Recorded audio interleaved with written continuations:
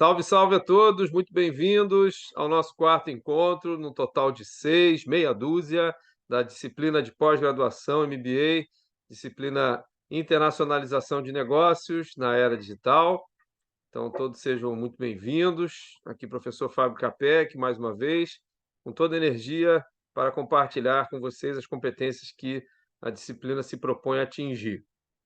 Então, muito boa noite. Estamos hoje, então, começando o nosso quarto encontro, num total de meia dúzia, 6. Lembrando sempre que, no sexto encontro, nós vamos fazer a nossa atividade avaliativa, que será a apresentação de tudo aquilo que vocês vêm trabalhando, né, ao longo das aulas. Então, hoje, inclusive, quarto encontro, e na semana que vem também, quinto encontro. E no sexto, que vai ser na quinta que vem, a gente vai simplesmente apresentar. Sobre o trabalho em si, formas, né, de apresentar, eu deixo para a criatividade de vocês, não vou amarrar nada, não vou dizer que tem que ser em PowerPoint, que tem que ser em Prezi, que tem que ser em Quat, em TikTok, não vou falar nada disso. Eu vou deixar a criatividade de vocês falar mais alto. O que importa é vocês apresentarem soluções para aqueles questionamentos, para todos, né, os questionamentos que, ao longo das aulas, eu venho propondo. Questionamentos estes que são focados no mercado, são problemas reais, situações reais, em que empresas que se propõem a fazer uma internacionalização enfrentam. Lembrando que internacionalização, no seu conceito mais amplo, é nada mais do que fazer negócios com stakeholders, partes interessadas que geram e ou sofrem impactos internacionais, né? Então tá, como eu pedi para o Anderson me lembrar, eu já esqueci o que eu ia falar, mas eu tinha que falar alguma coisa em cima do que o Anderson estava dizendo. Anderson, você podia me dar uma refrescada na memória do que você colocou? Não, na realidade eu tinha comentado com o senhor ali que eu ia fazer, estava pensando em fazer meu trabalho ali na parte de exportação de frutas vermelhas, tipo framboesa, amora, e aí eu tava comentando com o senhor ali que as aulas a gente tem um entendimento, só a gente tem um pouquinho de dificuldade de iniciar ali e, e colocar ali no papel como que deve ser feita, as sequências, explicações, esse tipo de coisa, entendeu? Muito bom. Então, mais ou menos isso. Peguei no tranco do que eu ia dar de retorno para vocês, que é um retorno bem prático, bem executivo, tá? Muito obrigado, Anderson. Qual é o retorno? Vejam, para a gente fazer a internacionalização, ou seja, quer seja exportando ou importando, saindo ou entrando, ou os dois, que a gente também pode fazer os dois, né? Numa medida mais para um, exportando, mais para outro, importando, não importa. Com perdão do trocadilho, né? Não importa. A gente preste atenção que as aulas, os conteúdos das aulas, eles são, vamos dizer assim, uma montagem de plano de negócio, de execução, né, do negócio, no mais nível perfeito não, mas no nível mais completo possível. Então, o que é que eu quero dizer e vou ser prático agora? Para vocês internacionalizarem, na verdade, na prática mesmo, não precisavam nem ter essa aula. Pô, professor, tá doido? Tá desmerecendo seu trabalho? Não. Para a gente exportar ou importar, você basta ir na Câmara de Comércio Internacional da sua região, do seu estado, e ver lá quais são as disponibilidades, quais são as exigências documentais, que obviamente, né, a gente vai ter que regularizar tudo isso de acordo com os parâmetros exigidos. Ter uma relação comercial, se tu vai vender, por exemplo, Anderson, se tu quer vender, tu quer exportar, tu tem que ter um parceiro interessado em comprar. Isso é uma coisa sem a qual não existe, né, comércio, né? Aham. Tanto no internacional quanto no nacional, no doméstico. Então, se você vai exportar, se tu vai vender, tu tem que ter alguém comercialmente interessado em comprar. Se tu vai importar, ou seja, você vai comprar, você já é essa parte interessada em comprar, então, por consequência, né, por origem, você tem que ter de quem comprar. Então, na verdade, o que eu quero dizer é assim, na boa, na prática, vocês não precisavam fazer nada disso que a gente está aqui fazendo para internacionalizar negócios. Aí vocês vão me olhar com aquela cara incrédula e vão me dizer assim: pô, professor, o que que a gente está fazendo aqui?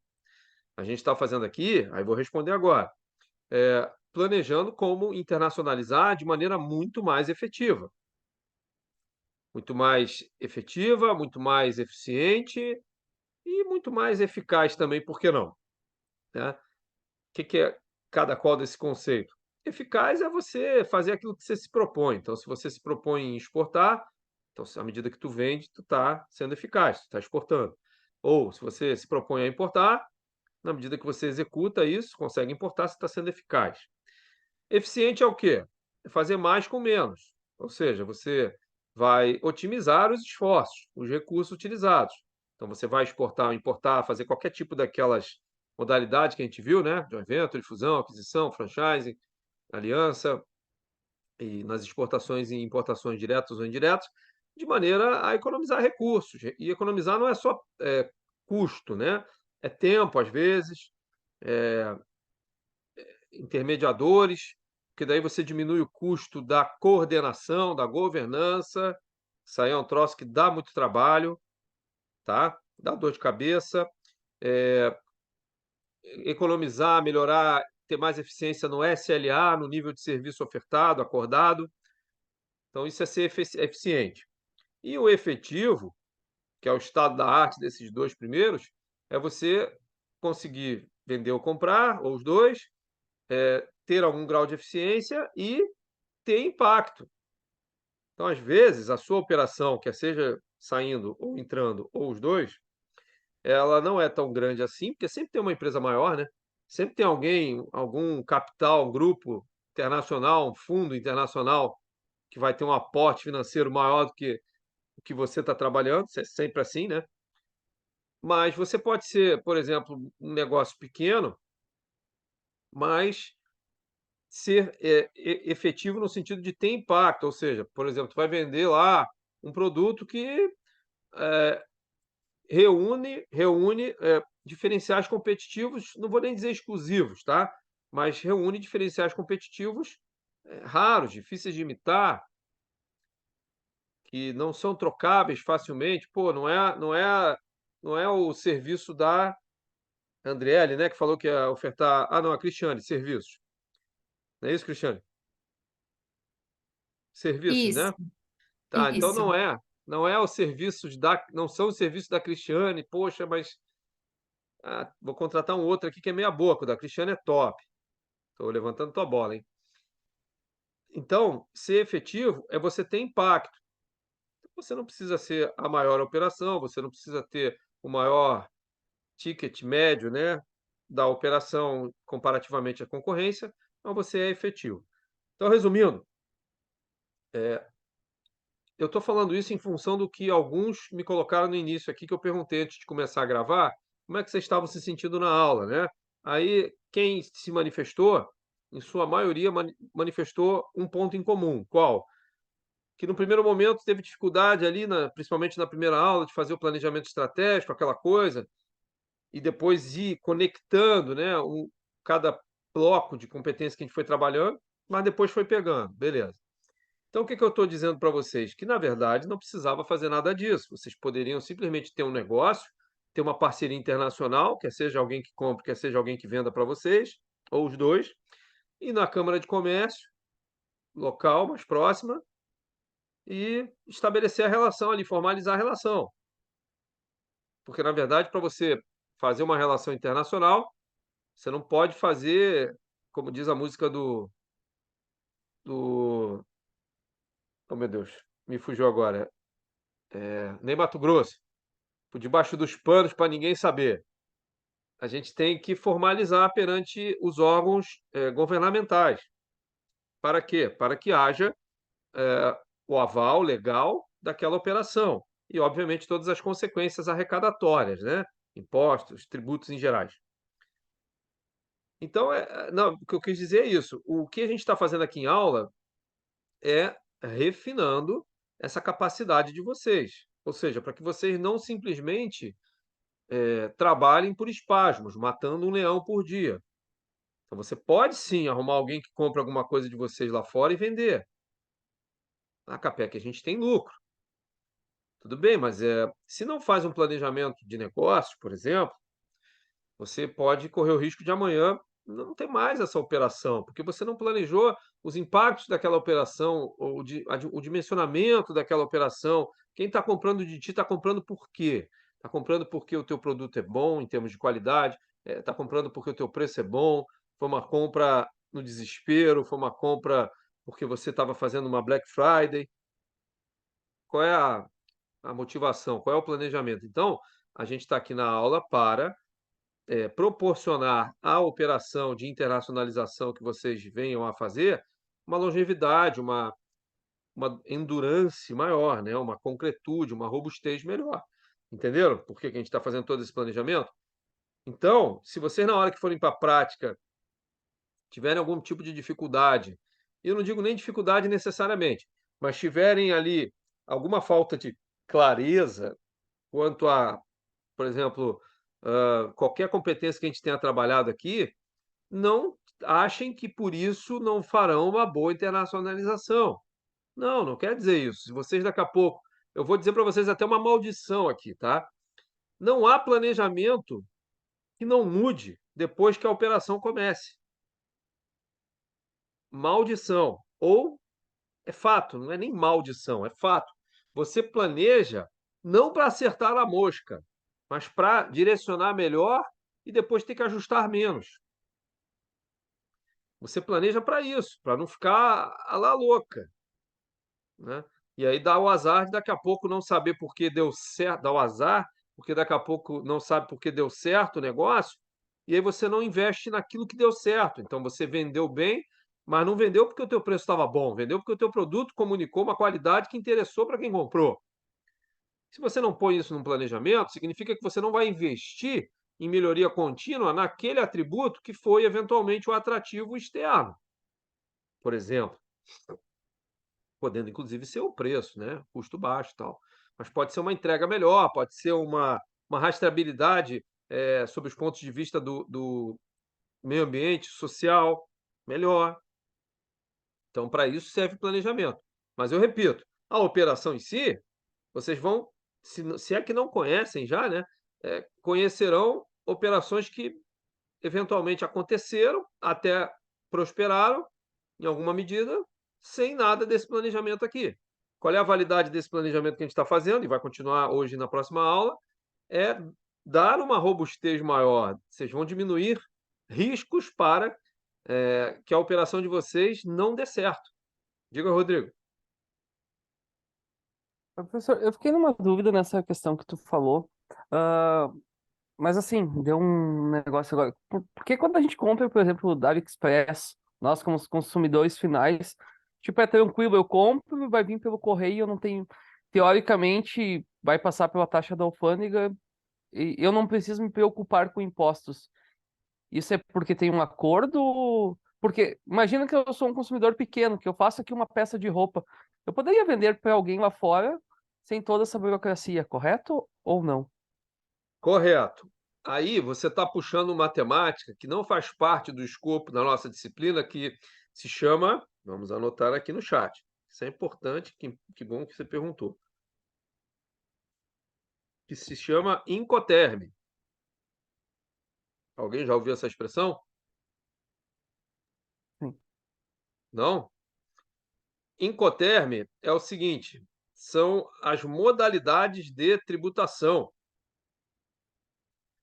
Então, preste atenção nisso. Sempre a regra é haver tributação. Ponto. Essa é a regra. Aí nós vamos para as exceções. Se há um acordo comercial, podendo ser este acordo bilateral entre dois países ou multilateral entre blocos, que isente totalmente a tributação, ou isente parcialmente, enfim, aí já são exceções. Quando não há isenção de nada, ou alguma tributação ela ainda permanece, aí existem os incoterms que dizem o seguinte: dependendo de quem faz a transação, essa cobrança pode ser por quem vende ou por quem compra. Então, eu estou deduzindo aqui, eu não sei, nunca conversei com ninguém da Ali, da, da Shein, de Mercado Livre, de Amazon, nunca conversei com ninguém, mas eu estou deduzindo o seguinte: como nós, enquanto consumidores finais, né, que nem você muito bem colocou agora no exemplo, né, a gente entra ali no aplicativo deles e compra, aí vende tudo que é lugar do mundo, não só da China, né? Você, teoricamente, acha que não está pagando tributação alfandegária, teoricamente, porque a gente só não está discriminando aquele valor.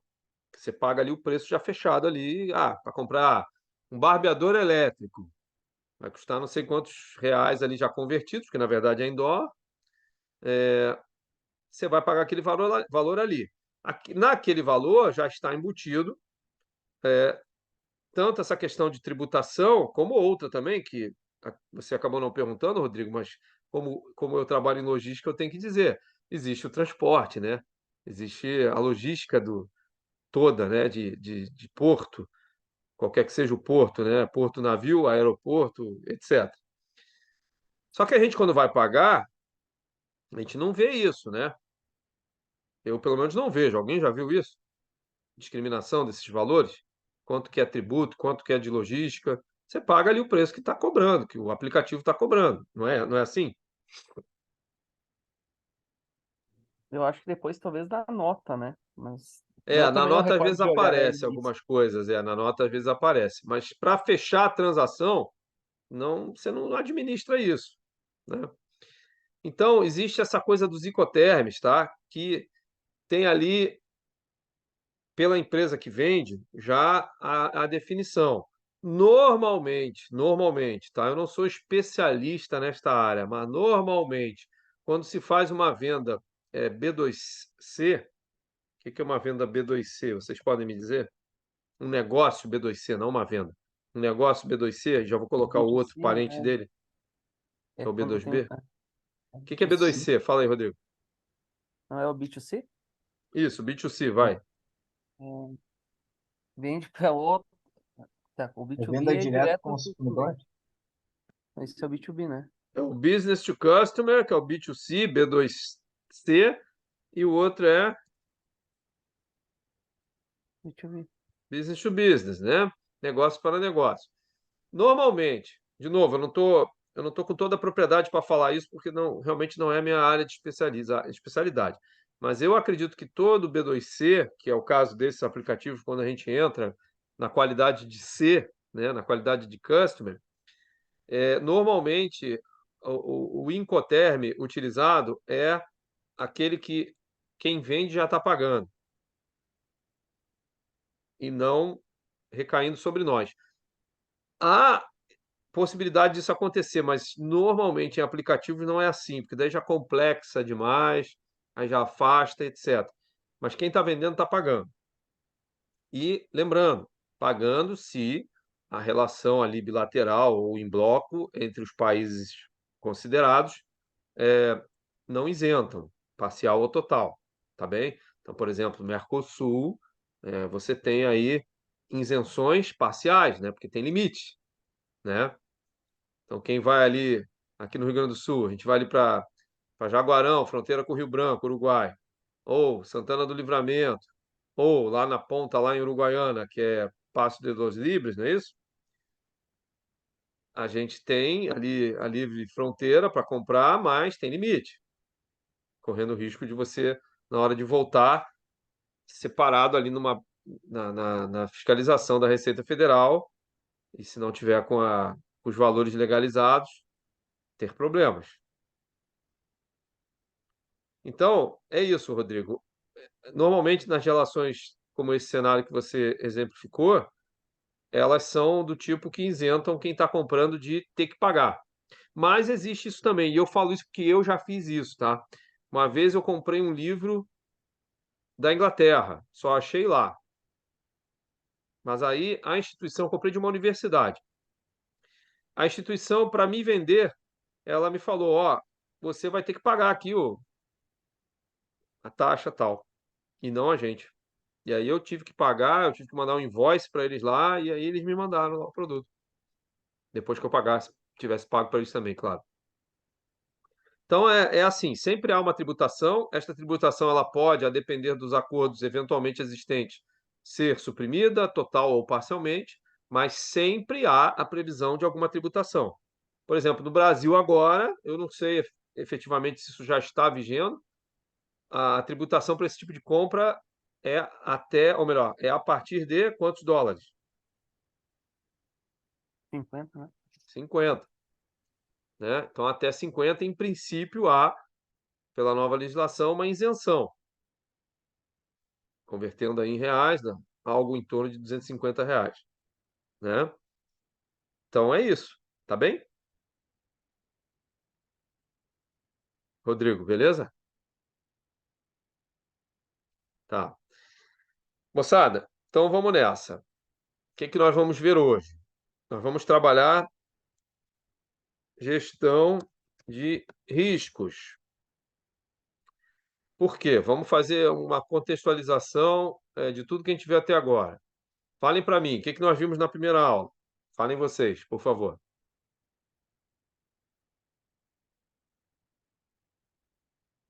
Camila, eu sei que você anota, vai. Pô, e tu parece minha sobrinha, Camila, então não adianta. Ah, eu estava revendo hoje a primeira aula, porque como eu estava meio mal, não pude acompanhar. Começa com planejamento, termina com estratégico, vai. Planejamento estratégico. Muito bom, essa garota, ó. Mais ou menos Comentei assim, alguma né? coisa também sobre stakeholders, também acho que foi já na segunda aula. Isso, Foi na primeira mesmo. foi na primeira, né? Isso. Depois falou sobre um pouquinho sobre geopolítica na aula Aí já foi na passada. segunda, é. Aí já foi na Isso. segunda. Ah, tá na primeira, né? Perdão. Não, não importa, vamos fazer o resgate total. Então a gente já viu Sim, até agora planejamento estratégico, plano de negócio, enfim, como organizar, né, nosso negócio. Aí na segunda aula a gente viu ali questões geopolíticas e fatores de impacto que são fundamentais para a gente olhar, né? Olhar o quê? A situação do parceiro, dos parceiros, né? Internacionais, porque não é assim só, lá naquele país ou daquele país tem o que comprarmos, ou para aquele país tem como vendemos. Tá bom, mas como é que está a situação geopolítica deles lá? E aí, por geopolítica, a gente viu que se desdobra em uma série de subquesitos. Conectividade, que por sua vez também se desdobra em uma série de subquesitos, a questão política, a questão cultural. A gente até nem falou, né, da questão geográfica pura, relevo, clima. Isso é importante, né? Acabei não falando, né? Eu me lembro agora que eu não falei sobre isso, mas isso é importante a gente olhar. E eu vou chamar atenção aqui para algumas coisas gritantes, como, por exemplo, você fazer negócio com países que têm incidência de neve, por exemplo, né? No hemisfério norte, você tem que olhar que época do ano você vai fazer negócio, porque quando neva, dependendo da quantidade de precipitação, muda totalmente aí a logística, né? Logística de deslocamento, a logística de armazenamento, etc. Quando você está falando, mudando agora de neve para o calor, quando você está falando da linha do Equador, o Brasil ali pega a Zona Franca de Manaus, a China, sul da China, pega muito também a região das monções. Não sei se vocês já ouviram falar na região das monções, não é mansão, não, é monções. Já ouviram falar nisso na China? O que é essa região das monções? A China é o quarto maior país em tamanho no mundo, né? Quarto ou terceiro? Rússia, Canadá. Eu nunca sei se Estados Unidos, quem é maior, se é Estados Unidos ou China. Mas se não é o quarto, acho que é o quarto. Não importa, é um país grande pra caramba. Agora, você pega a China e divide ela ao meio numa diagonal, metade pro nordeste da China, o que que tem ali em termos de relevo? Olhando o mapa de frente, você divide uma diagonal, a China pega para o lado esquerdo, de vocês olhando assim de frente o mapa, o que que tem ali em termos de relevo? É plano, é super tranquilo ou é um tal de Himalaia? Himalaia. Himalaia é o quê, gente? É uma cadeia montanhosa altíssima. O que que tem lá? Qual é o maior morro que tem lá no Himalaia? Começa com E, termina com Everest. Isso, muito bem. Então não é só o Everest, né, que tem lá os seus mais de 8.000 metros, é toda uma cadeia cordilheira, não sei agora os nomes certos é, que se deve usar, de altitude, mas é todo um terreno muito inóspito para tudo. Então você pega a China, que é o quarto ou, quinto, ou terceiro maior país do mundo, tu pode dividir pela metade para considerar, entre aspas, como área, não vou dizer útil, mas fácil de utilizar. E aí você lembra que a China é o segundo maior país em população do mundo. A Índia, há alguns poucos anos, já passou. Mas e é igual, mesmo tendo sido ultrapassada, a China continua com seus 1,4 quase bilhões de pessoas. Então, só no ponto 4 ela tem o dobro do Brasil, fora 1 bilhão. É muita gente. E aí, o que eu quero dizer com isso? Que a gente tem que olhar a geografia desse país aí, né? Se tu quer fazer negócio com eles, como é que tu leva e traz, dependendo da natureza da sua operação, além daqueles quesitos todos que eu já falei para vocês. E as monções, que eu comecei dizendo sobre as monções, é uma região de chuva, muito chuvosa. Então, como você tem o Himalaia ele funciona como uma grande parede, literalmente grande, em relação às correntes, falei igual alemão agora, hein? Correntes, as correntes marítimas que vêm ali do Mar da China, do sudeste ali da China, né? Embaixo ali, Taiwan e tal. Então, as correntes marítimas que vêm dali adentram, né, ao continente, no caso, o país China, e são barradas por essas cordilheiras dos Andes, do Himalaia, e o que acontece? Chuvas fortíssimas, parecido com a região nossa amazônica. Eu não sei, nunca fui lá na China, mas eu acredito que lá até deva chover mais. Na Amazônia, eu já morei ali por alguns anos, 4, e posso dizer para vocês, quando chove, parece que está caindo balde de água. E cai muita água, é uma precipitação muito grande. E aí, chamando a atenção para a questão da geografia literal mesmo, né?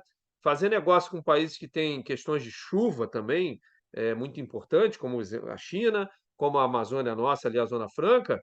Você tem regiões ali na Amazônia, que a Amazônia não é só no Brasil, né, gente? A Amazônia é toda aquela região ali e dos outros países também, Colômbia, Venezuela, Peru, Equador, pega o norte da Bolívia também um pouco. É, o regime de água de rios, se você conta com ele para navegar, ele tem uma amplitude muito grande. O que é amplitude? Uma variação, né? Uma variação que eu posso dizer para vocês que eu não acreditei até ver. Vocês têm noção de quanto que varia a altura dos rios da Amazônia de uma época de seca para uma época de cheia? Em quantos metros altera? A gente aqui, quando tem problemas de chuva, né? Infelizmente, a gente que eu digo aqui na região sul do país, não só Rio Grande do Sul, como Santa Catarina, a gente se depara aí com aumento do níveis dos rios em alguns metros ali, 3, 4, 5, sei lá, né? E aí já inunda toda a região e tal. Quantos metros vocês acham que lá na Amazônia há amplitude, ou seja, sobe e desce? Chutem para mim. Se aqui com 2, 3 metros já inunda geral. 10? É de 10 a 20. 20. 10 é pouco, 10 é certo. Ó, compartilho essa experiência com vocês. A primeira vez que eu pus meus pés na Amazônia foi em Manaus. Foi onde eu sempre morei. Trabalhei naquele todo entorno, mas morei sempre em Manaus. E eu pus meus pés lá e o caminho que faz do aeroporto até onde eu ia morar passava por uma região ali de Manaus muito bonita chamada Ponta Negra, uma praia lá, praia de Rio, né? Que é bem estruturada e tal, com paredão, murão, para o pessoal aproveitar mesmo turisticamente. E eu olhei naquela ocasião, eu cheguei numa época de seca, eu cheguei no verão, cheguei em janeiro, eu acho, seca. E eu olhei o Rio Amazonas, que eu tinha curiosidade de ver aquilo, né? Porra, se fala tanto no Rio Amazonas e tal. É um rio super largo, mas eu olhei, ele estava lá longe em relação à borda ali da areia e tal.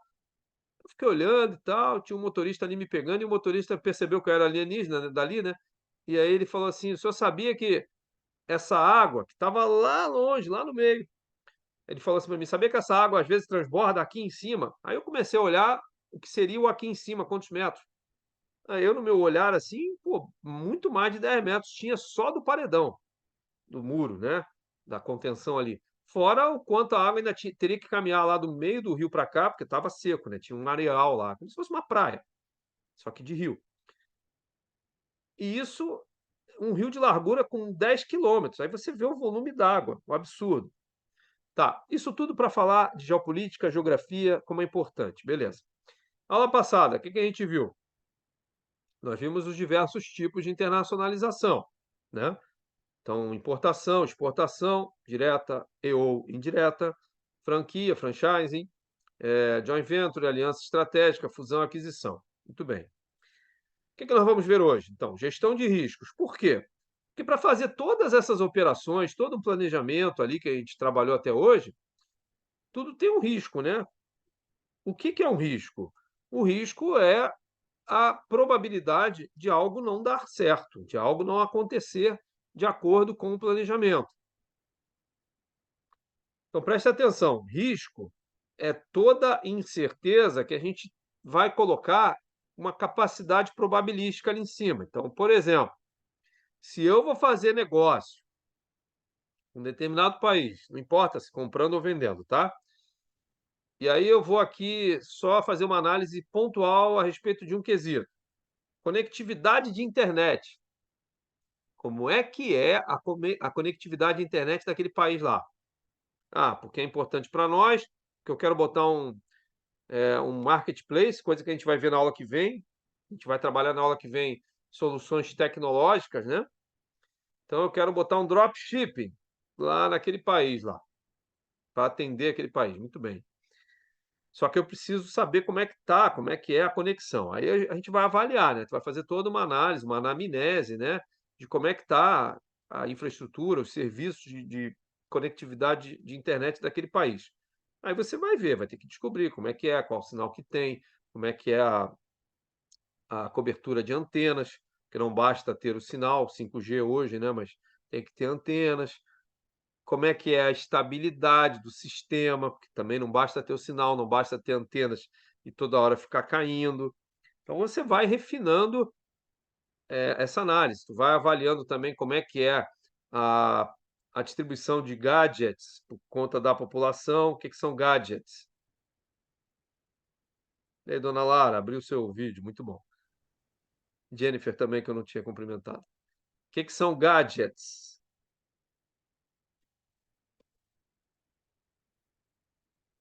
Ou em inglês também, devices. Quando eu falo assim, como é que está aquele país lá em termos de technological devices ou gadgets para acessar a internet? O que eu estou querendo dizer com isso? Cliques? Aparelhos. Aparelhos. Como é que essa galera, aquele país está aparelhada, né? Porque você pode ter sinal, pode ter tudo de bom, mas talvez a galera não esteja. Porque convenhamos, né? Há quantos anos a gente tem aí o sinal 5G no Brasil? Acho que é Eu, recente, né? que eu me lembro, 2 anos. Todo mundo aí já tem seu celular 5G?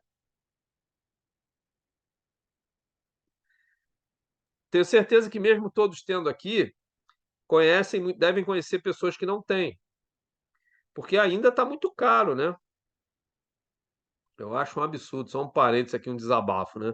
Um absurdo os preços de celulares de top de linha, não vou citar a marca aqui para não parecer que eu estou jogando contra, mas celular, às vezes, daqui a pouco vai ter financiamento.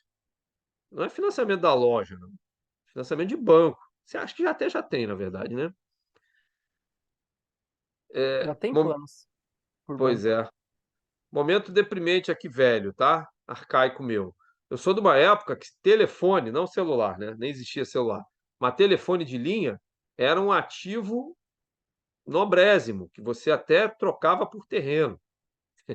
Você alugava linha de telefone. Era um ativo, era como se fosse uma poupança, um investimento. Você ter, que aquilo ali só valorizava. Com o advento do celular, privatização e tal, beleza, isso aí mudou, graças a Deus. Mas hoje, pô, tô vendo aí essa coisa, o valor de um aparelho 5G top de linha, pô, é mais de 10 mil reais, cara. Que isso? Eu acho caro, desculpem. Perdão aqui o desabafo pobre, mas eu acho caro. Eu não sei vocês. Então, quando a gente for olhar, eu estou brincando aqui, desabafando, falando sério agora. Quando a gente for olhar o país com quem a gente quer fazer negócio, a gente tem que considerar isso. Como é que está a realidade daquele país em relação a sinal? Falando aqui desse filtro, não é o único, né? Antenas, estabilidade, como é que está de empresas prestadoras de serviço, como é que está de gadgets, como é que a galera está acessando ou não, se a galera sabe acessar. Isso é uma coisa fantástica, essa coisa de saber acessar, né? Isso é uma coisa que eu bato palma para quem desenvolve esses gadgets. É impressionante como até neném, eu tenho uma filha neném de 1 ano e pouco, ela olha para o meu celular, ela já começa, né?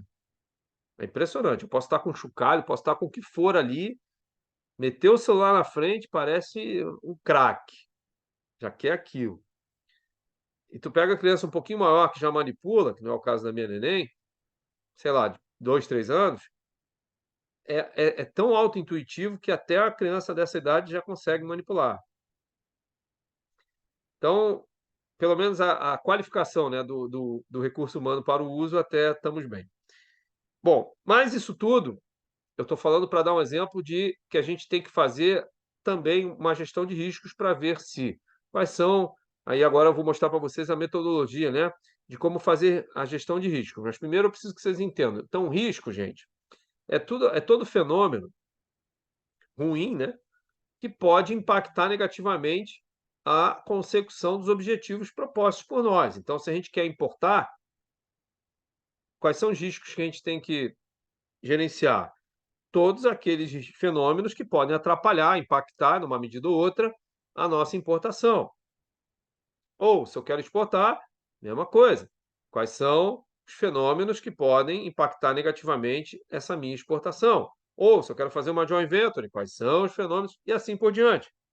Tá bem? Então, riscos é um fenômeno ruim. Qual é a diferença de risco para incerteza? Então, um exemplo prático. Se vai chover ou não. Está mais para um risco ou está mais para uma incerteza? Tenho certeza. Se vai chover amanhã ou não, está mais para um risco ou para uma incerteza? Está mais para um risco, hoje em dia. Por quê? Porque hoje em dia você tem mecanismos de previsibilidade, de previsão. Antigamente não tinha. Antigamente, se muito, eram institutos governamentais que não davam essa informação em tempo real para o customer, né? O B2C ali. No caso, seria G2C, Governed to Customer, que também tem isso, né? Mas hoje em dia, você com o teu celular aí, você acessa isso em tempo real, com alguma limitação de tempo, né? Sei lá, uma semana, não sei. Mas, então, pelo fato da gente conseguir ter uma probabilidade, alguma, né? Probabilidade daquele fenômeno, que eu estou colocando aqui como potencial risco para uma entrega. Então, você fazer uma entrega de um produto debaixo de chuva é de um jeito, sem chuva é outro. Concordam comigo? Se vocês vão entregar alguma coisa em algum lugar, não importa se é internacional ou não, vocês vão fazer uma entrega, ou até vão receber uma entrega. Vocês concordam comigo que faz diferença se está chovendo ou não? Se é uma época de chuvas? Concordam comigo que se tiver muito frio também não faz diferença? Ou se está muito calor? Hoje aqui no Rio Grande do Sul fez calor, né? Vocês podem me dizer qual foi a sensação térmica aí na região de vocês? Aqui em Porto Alegre fez 28 a sensação térmica. Temperatura chegou a 25, 26. Sensação térmica foi um pouquinho acima. Vocês têm noção de quanto está a sensação térmica lá no Rio de Janeiro? 40. Tanto que eu não estava entendendo, eu tenho um grupo de colégio, 1800 e Cabral lá, WhatsApp, que a galera estava postando coisas assim, aparecia um urso panda rolando na neve, né? E dizia ali, morram de inveja. Pô, tá, não vou falar nada, né? Eu não achei muita graça, não entendi muito bem. Tava calor, mas também aqui, mas não tava esse calor todo. Só que aí depois que eu me toquei, que aquele grupo lá, só eu que sou de fora, né? Todo mundo fala do Rio. E lá tá um calor insuportável. Daí hoje no jornal eu vi que realmente estava dando problemas, e não só problemas de desconforto superficial, estava dando problema de saúde mesmo, hospitais superlotados, né? Que nem aqui, por exemplo, a gente tem de maneira recorrente quando é inverno. E até neste exemplo que eu acabei de dar agora, hospitais superlotados aqui no inverno, está mais para uma incerteza ou mais para um risco? Risco? Por quê? Muito bem. Por quê? Enchentes, vendavais? Porque há cálculos probabilísticos para esses fenômenos, né, Camila?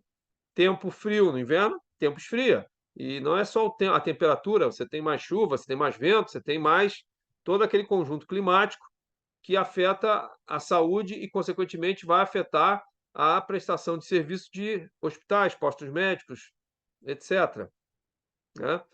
Que vão puxar toda a produção farmacêutica, que vão puxar toda a produção logística, que vai puxar uma série de subnegócios, subatividades.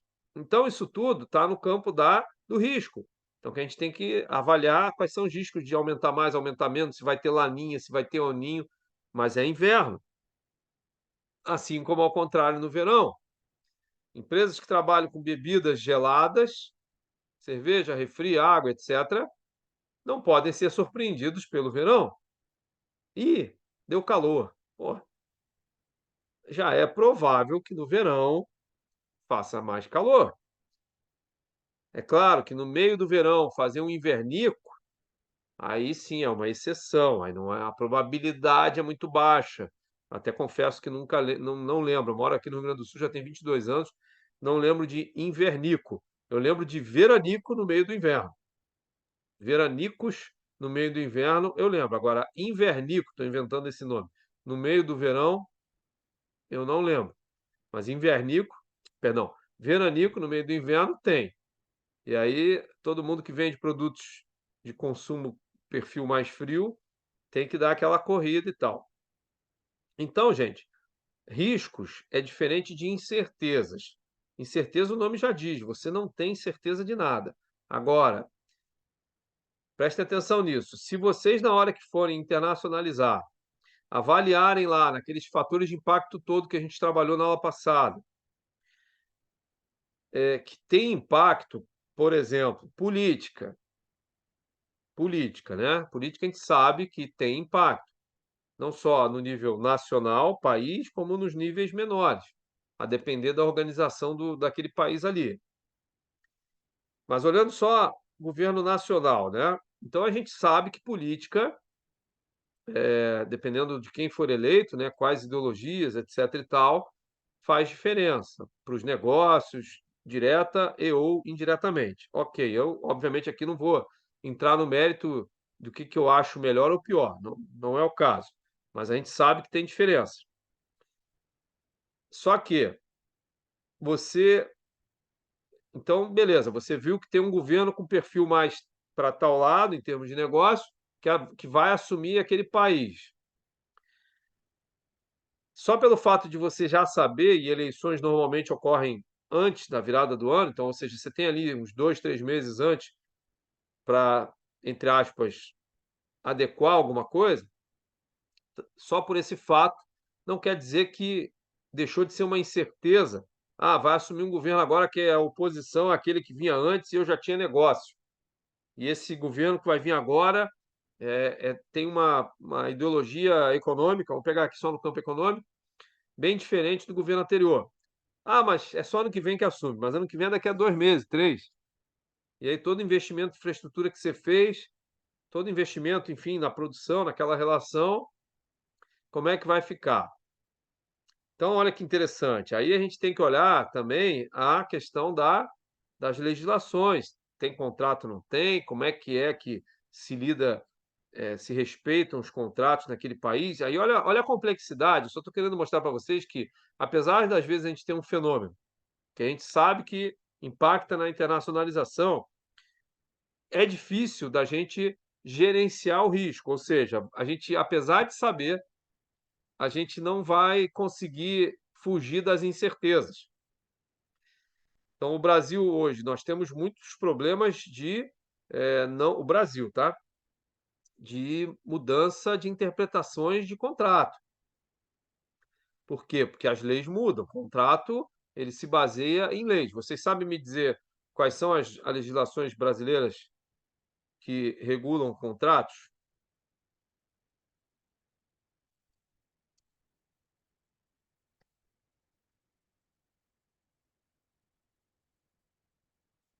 Essa é a mais importante.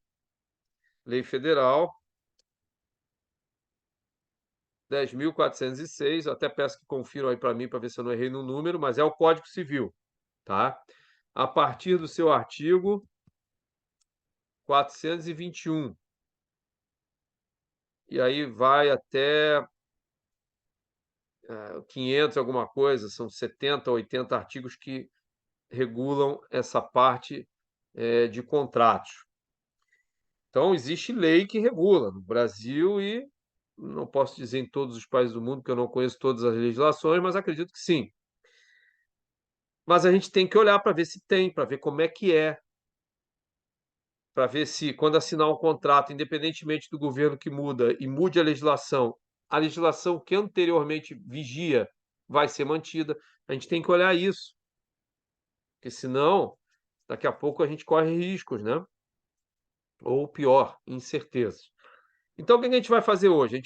Eu vou mostrar para vocês uma metodologia de como trabalhar a fazer a gestão de riscos, para que a gente, se for acometido, os nossos negócios, né, forem acometidos de algum fenômeno danoso ao nosso negócio, a gente consiga, pelo menos, gerenciar melhor esse dano. Tá bom? Até aqui, beleza? Eu já vou colocar para vocês, então, a metodologia que eu já digitei aqui no chat. Ih, não ficou legal. Não, ficou assim. Vamos ver se vocês entendem. Então, ali, ó, gestão de riscos, metodologia. Número 1. Primeiro passo, gente, nós temos que identificar quais riscos acometem ou podem acometer o nosso negócio. Como é que a gente faz isso? Partindo do princípio da definição de riscos. Qual é a definição de riscos? É todo fenômeno que pode prejudicar o nosso negócio. Claro que deixando assim fica muito amplo, né? Ah, pô, fenômeno que pode prejudicar o nosso negócio. Como é que a gente vai começar a especificar então? A gente vai descer ao nível daquelas variáveis que vocês, na aula passada em particular, trabalharam. Quais são as variáveis? Acabamos de falar uma agora. A questão política é uma delas. A geografia é outra delas. E aí, geografia tem relevo, tem chuvas, tem ventos, tem umidade, tem tudo isso. A questão cultural é importante. Que mais? Falar em questão cultural, né? Me veio à cabeça aqui. Por que a gente observa nos grandes clubes mundiais, não só no fora do Brasil, mas mais fora do Brasil, compra de jogadores que já não estão mais no auge, contratações, né, de jogadores que já não estão mais no auge. Por que vocês acham que acontece isso?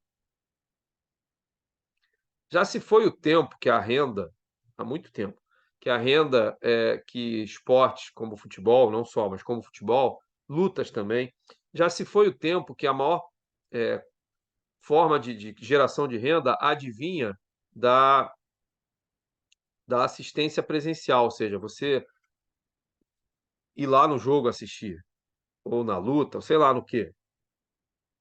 Já se foi esse tempo, a partir do advento da televisão, a partir do advento principalmente da internet. Então, quando você. Alguém acompanha lutas aqui? UFC? Eu gosto, eu acompanho. Então, final de semana passado, nós tivemos o UFC, onde um brasileiro se tornou ali o campeão mundial dos pesos meio pesados, o Alex Poatan. Aí ele ganhou, beleza, ele já estava numa alta, tal, beleza. Aí pós-luta, um monte de perguntas, né? Aí falaram para ele assim: ah, o dono do evento, que é o Dana White, o cara lá que é o dono do UFC, tá planejando fazer a próxima edição para você defender o teu cinturão, que agora ele era campeão, o Alex Poatan, né, o brasileiro, no Brasil. Pô, teoricamente, né, fantástico, né? Fantástico para a audiência, pessoas aderirem, porque um lutador brasileiro vai disputar. Então há essa tendência que a maior parte do público seja brasileiro de interesse. Não só, mas a maior parte. É o teu nacional que está lá jogando, lutando, no caso. Resposta do Poatan.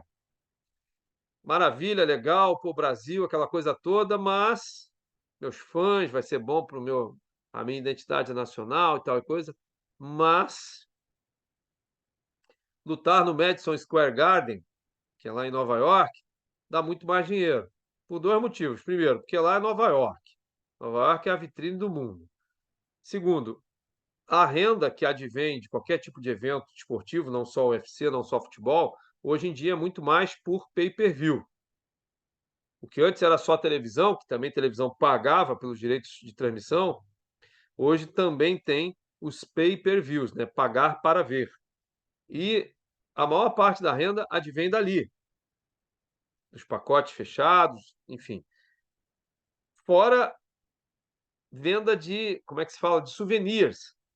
E aí, por isso que eu comecei a fala, eu me lembrei do Ronaldinho Gaúcho, quando já estava em final de carreira, e do Beckham também, que foram grandes jogadores, e foram contratados por clubes já sabendo que o jogador não ia dar mais aquilo que ele já tinha dado. Por que será? Porque ia vender camisa, porque ia vender título de sócio, ia vender pay-per-view, ia dar imagem, ia dar ibope, por diversos apelos. Primeiro pelo futebol que jogava, alguns pela beleza, o Beckham. Todo mundo conhece o David Beckham, em inglês. Pô, o cara é bonitão pra caramba, então chama atenção. Ronaldinho Gaúcho não dá para dizer tanto, mas, mas ele é o bruxo, né? Vocês sabem por que o apelido dele é o bruxo? Do Ronaldinho Gaúcho? Não é porque ele parece um bruxo, não é por isso. É porque ele fazia magia com a bola. Então, realmente, ver alguém que se já viu o jogo ao vivo do Ronaldinho Gaúcho não dá nem para cair o butiá do bolso, porque daí ele vem, pega e faz embaixadinha. É assim, é um show. Então, tudo isso a gente tem que olhar, voltando aqui a falar de riscos, para avaliar o que pode impactar no nosso negócio. Então, às vezes, você fazer um show. O que está tendo hoje em Porto Alegre? Vocês sabem qual o show que está tendo hoje aqui? Red Hot Chili Peppers, né? Beleza. É num estádio aberto, na Arena do Grêmio. Qual é o risco que tem de você fazer um evento em área aberta? Chuva. Tempo, Né? chuva. O tempo, em geral, não muito bom, né? Principalmente a chuva. Hoje, por um acaso, parou de chover aqui. A previsão é de. Enfim, eu acho que o Red Hot deve ter pago alguma coisa para São Pedro, porque parou de chover legal, até deu sol hoje aqui. Mas é um risco. E aí tem que se avaliar qual é o perfil do público que iria. É um perfil que é mais suportável à chuva, que suporta mais, é um perfil mais novo, ou um perfil mais velho? Fala, Rodrigo. Professor, mas um ponto de vista meu nessa tua comparação, tá? Eu acho que a preocupação é mais para quem está vendendo a cerveja e o estacionamento do que propriamente a gestora do show, porque, que nem tu falou, os caras têm um nome, com certeza não foi hoje que vendeu a maioria dos ingressos. Eu acredito que a grana mesmo já está vendida há muito tempo. Né, meu ponto de vista é esse em relação a isso. Cara, perfeito, perfeito. Eu ia chegar lá, porque quem faz dinheiro com shows não é só o grupo que promove, né? O estádio que recebe, o local, é todo o entorno. Ali em volta da Arena do Grêmio, em volta do Beira-Rio, é um fumaceiro, é churrasquinho, é gato, é venda de cachecol, camisa, é Deus o livre. Quando está chovendo, então, eu me lembro do jogo do Fluminense e Inter, né? No Beira-Rio, estava chovendo, eu estava saindo do trabalho, no trajeto que eu faço é do centro, passando por ali, pela Padre Cacique. Estava chovendo. Ó, tinha gente vendendo capa de chuva já lá quase no gasômetro, que dá 5 quilômetros de distância, que já tinha fila. Então, assim, são oportunidades, né? Então, são riscos tanto que comprometem para o mal quanto para o bem.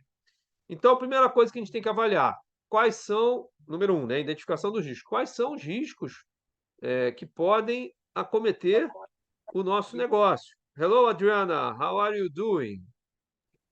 I'm fine. Good what we wish to you. A gente te deseja bom o quê? Bom dia, boa tarde, boa noite. Good morning.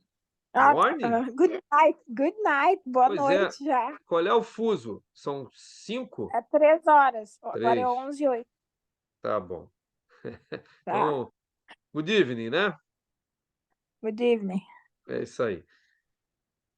Então, identificação de riscos. A gente tem que fazer um esforço a partir de todos aqueles quesitos que a gente viu na aula passada, ou seja, fatores de impacto, para, a partir deles, identificarmos quais são as variáveis que podem, de uma maneira ou de outra, e a gente vai calcular essa maneira ou outra, impactar o nosso negócio. Beleza? Primeiro passo, ok?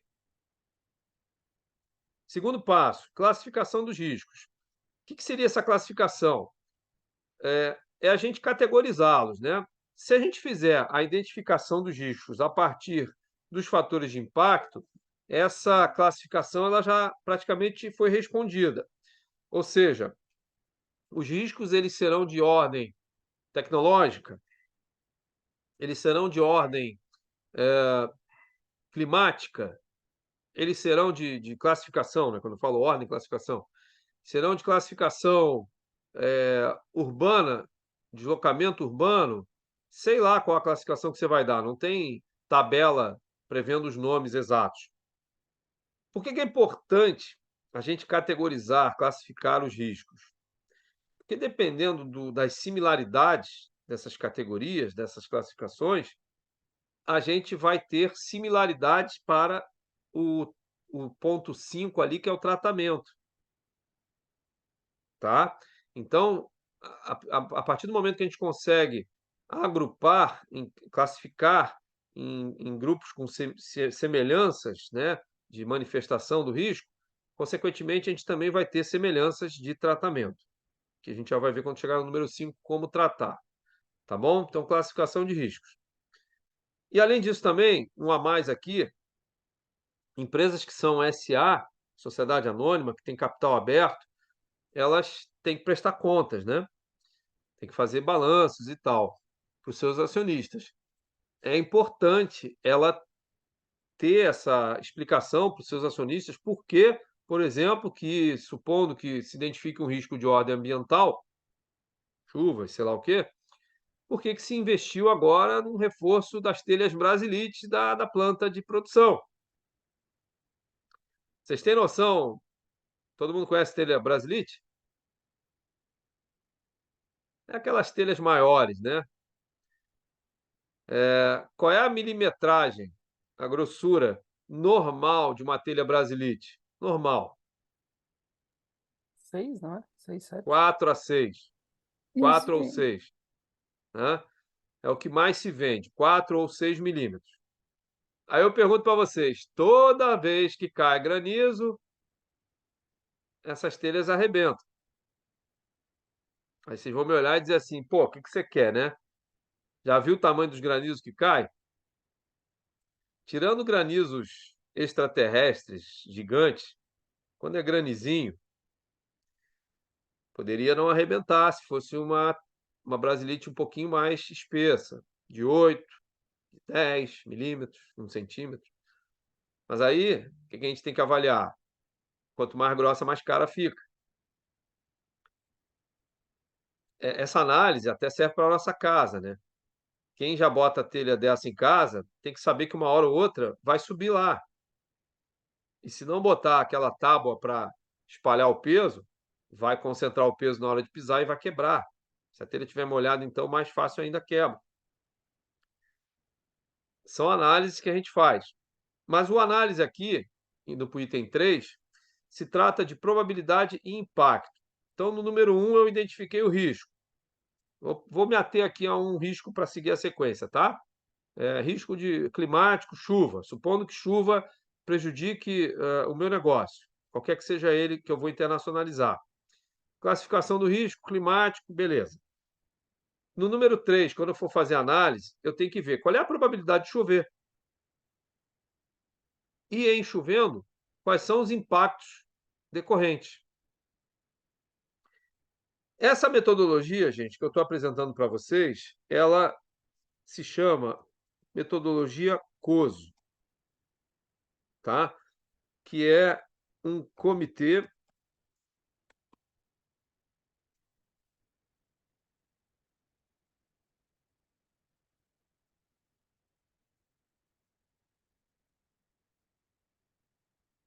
Committee of Sponsoring Organization. É uma entidade não governamental, uma instituição mundialmente bem aceita, que trata sobre esse assunto, tá? Não é a única no mundo, mas é uma das mais bem aceitas. É como se fosse uma ISO, tá? ISO não é governamental.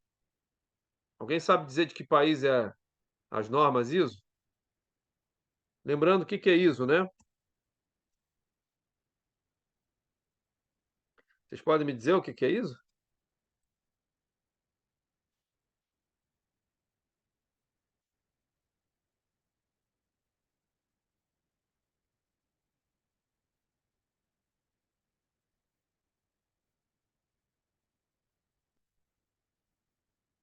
Hein? O que é ISO, gente?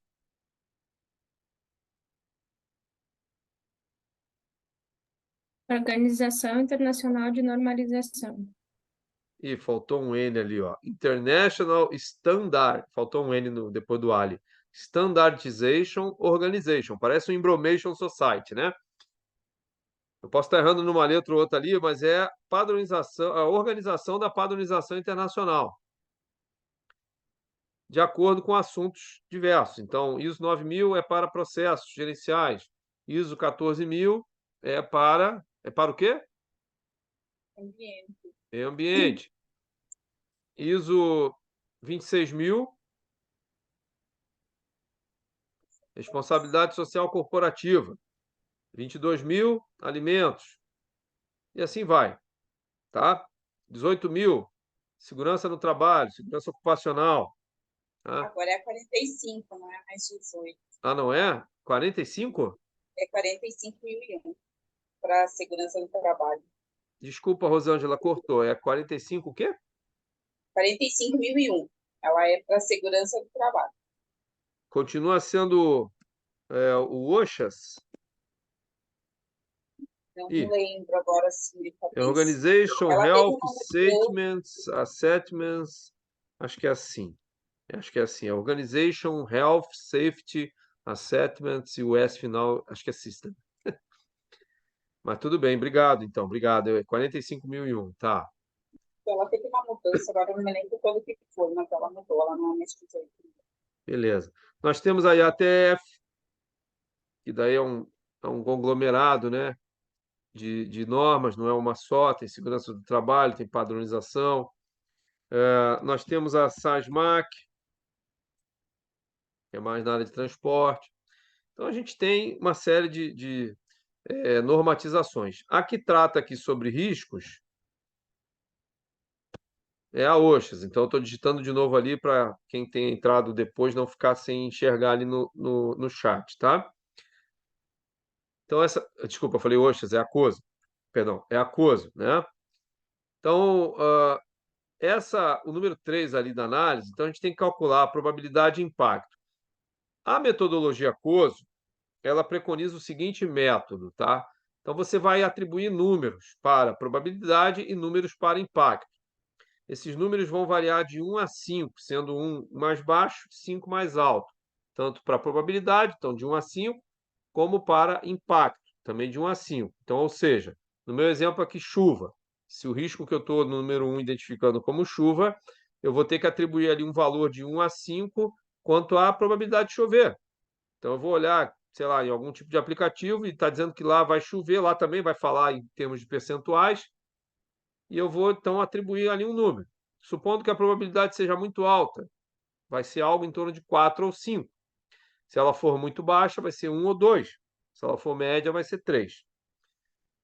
E da mesma maneira, para o impacto. Beleza, então a probabilidade de chover, no meu exemplo aqui, tá? É alta, vou botar ali 4 ou 5. Mas qual é o impacto? Quais são os impactos se chover? Mesma forma, os impactos vão ser baixos. Vou dar 1 e 2, se for médio, 3, se for altos, 4 e 5. O que é probabilidade alta de acontecer? Essa é mais fácil, né? Ou seja, o nome já responde, né? Quão provável é de chover? Essa é mais fácil de responder. Agora, o que são os impactos da chuva? Aí aqui a gente tem que fazer uma análise mais profunda. Então, por exemplo, se eu estou dizendo que chuva é um risco, eu tenho que entender por que é um risco. Ah, você disse que risco é tudo aquilo que impacta o nosso negócio, normalmente negativamente. Então, de que maneira a chuva pode impactar o meu negócio? Bom, uma maneira que todo mundo sabe é no deslocamento de mercadorias. Então, choveu, normalmente, quando chove, qualquer que seja o modal, rodoviário, ferroviário nem tanto, mas também deve diminuir ali algum pouco a velocidade. Mas aéreo, nem se fala, aquaviário, choveu, já dá uma diminuída, já atrasa um pouco, podendo, às vezes, se for rodoviário, causar problemas mais sérios, né? Como sinistros, né? Que daí são acidentes, etc. e tal. Então, a gente já tem que também dar uma refinada, né, nessa análise do impacto, porque nem tudo é impacto igual. Então, uma coisa é dizer que atrasa, outra coisa é dizer que haverá sinistros. Porque, veja, quando atrasa, você tem um tipo de impacto, que normalmente vai relacionar mais com SLA, que é o nível de serviço. Então, tu está atrasando, isso não é bom.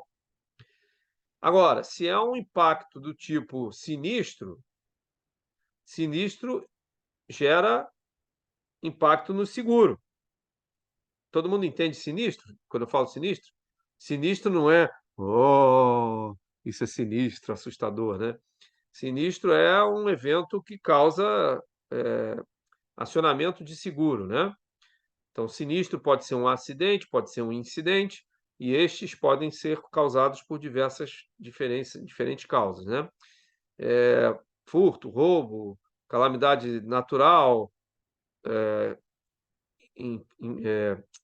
oh meu Deus, negligência, imprudência, imperícia, né? Dos manipuladores ali. Então, tudo isso pode gerar um impacto diferente. Então, a gente tem que avaliar nesse detalhe. Mas vocês entenderam, então, que a análise é uma relação entre probabilidade e impacto.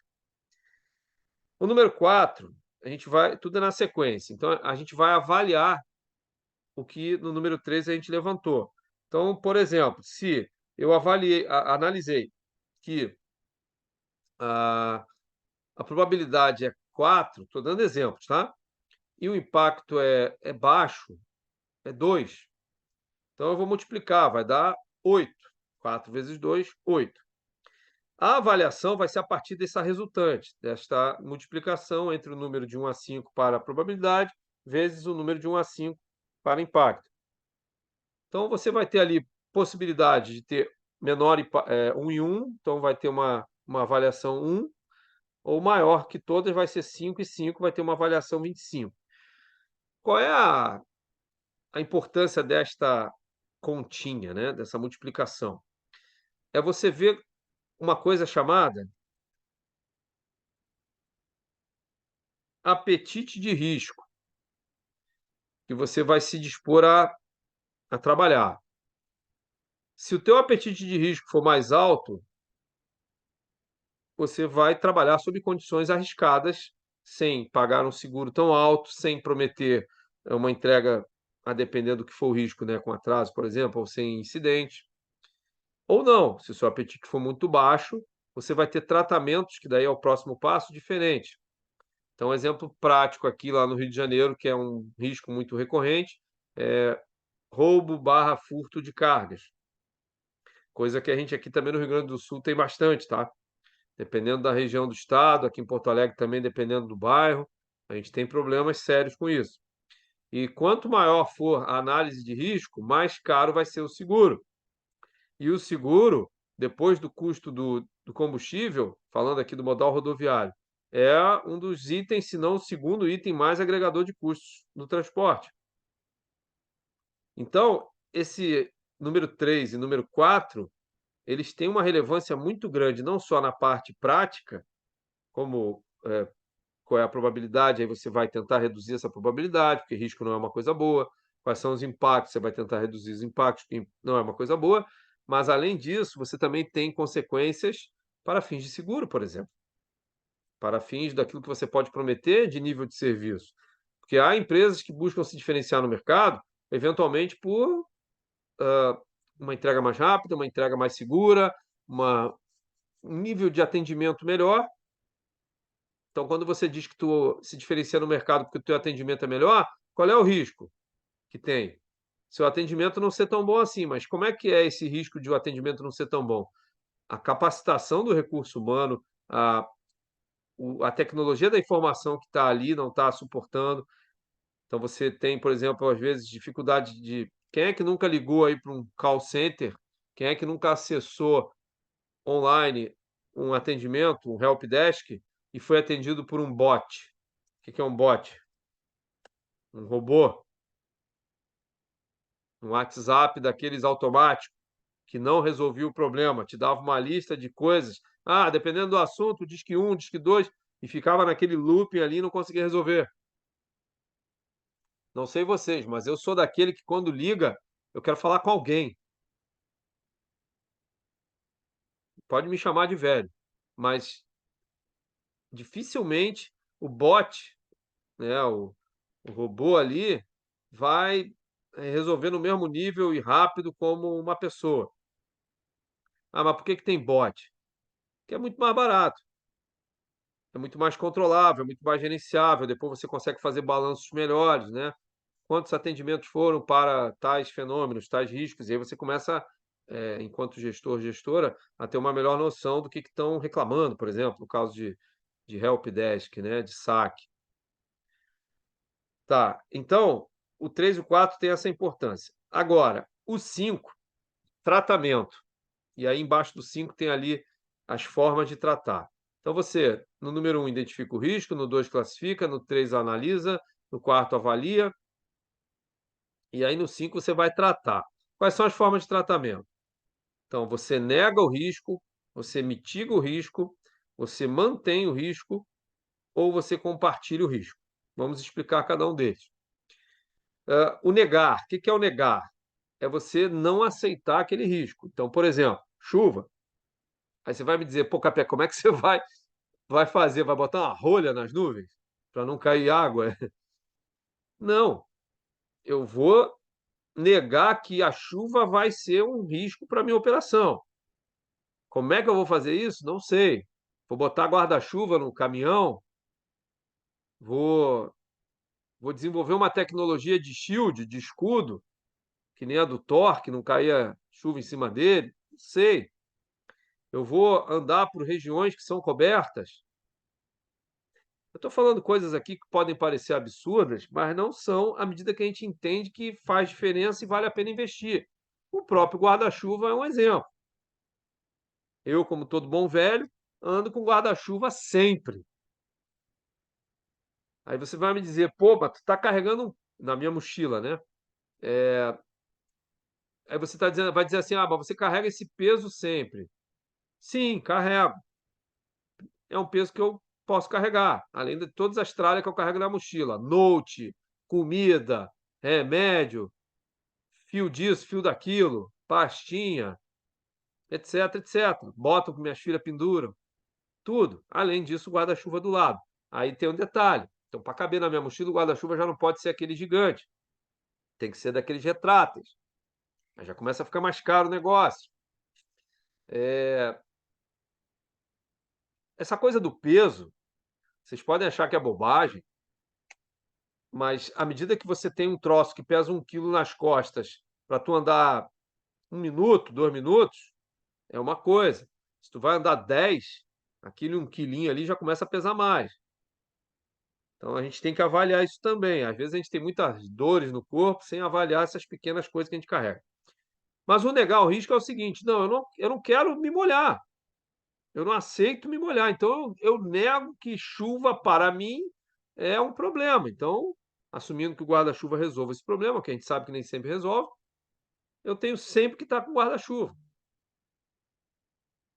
No caso da minha carga, se for uma carga, né, que eu estou falando, pô, chuva não pode ser um problema, mas qual é o problema? O problema é atraso ou é a carga molhar? Se for a carga molhar, eu vou ter um tratamento diferente, eu vou negar de maneira diferente. Se for o negar atrasar, opa, mas quando chove sempre atrasa, não tem jeito. Ah, então aí eu vou ter que ter um plano B, que a gente já estaria pulando lá para o número 6, que é o plano de contingência, para eu não aceitar, negar que a chuva vá ser um problema. Ah, vou botar em drone. Hoje em dia, drone já está bem avançado. Daqui a pouco a gente vai ter aí regulamentação que nem para avião.